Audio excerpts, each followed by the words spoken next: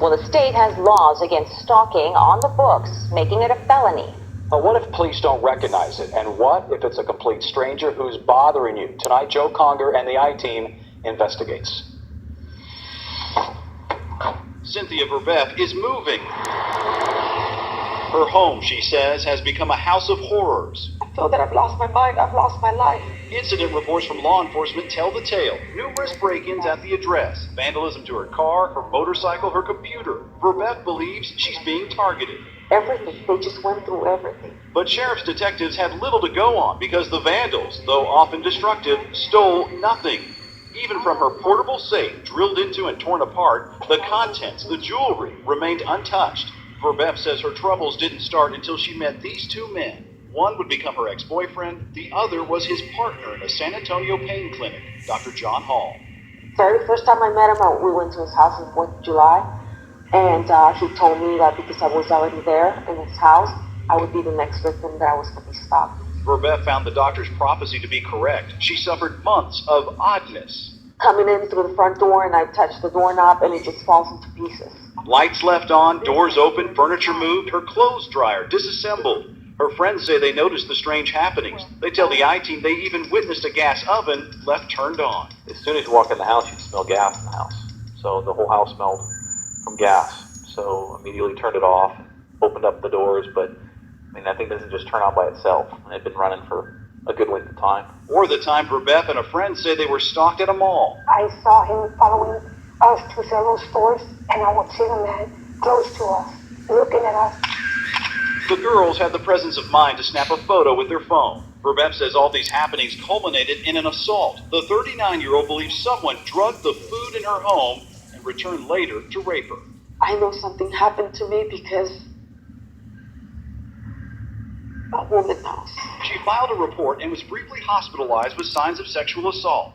Dr. Hall says what Verbeff describes is known as gang stalking. Indeed, he writes about it in his book, A New Breed, Satellite Terrorism in America. Verbeff is not alone. Others in San Antonio have contacted the I-Team and described similar types of occurrences. The urine arsenic is above normal. We shouldn't have arsenic. Linda Johnson says someone poisoned her water supply with heavy metals in northwest San Antonio. Then there's her story about the bracelet that went missing, then reappeared. Police, she says, have stopped listening to her. And like Verbeff, she too believes she's been sexually assaulted, although she never filed a police report. I've gone to doctors many times, and I've been to the Rape Crisis Center for counseling, yes. Many of these so-called victims of what Hall describes as gang stalking meet up on the internet, finding comfort and information from others who say they too suffer from electronic stalking, mind control, and even rape.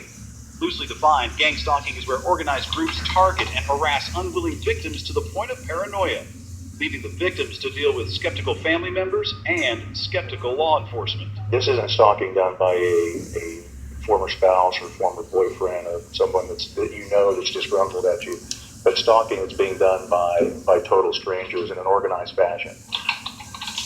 And some internet links take you here to the book mentioned earlier, written by Dr. John Hall. The book is fact. It's not a book of fiction. What I've wrote about is an isolated story here in San Antonio. Dr. Hall says it is a story about himself and the harassment and rapes his ex-girlfriends allegedly suffered beginning in 1996.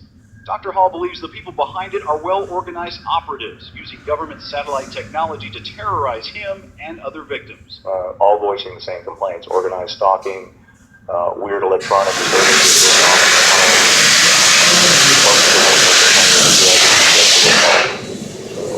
It's a big national problem. Verbeff bought the book. What she read, she says, caused her stomach to turn, because within the chapters in the story, she found similarities to her own situation. I pulled out the book and I started reading, and I'm like, oh my God, it's exactly what's happening. It's like turning the pages of your own story. Everything.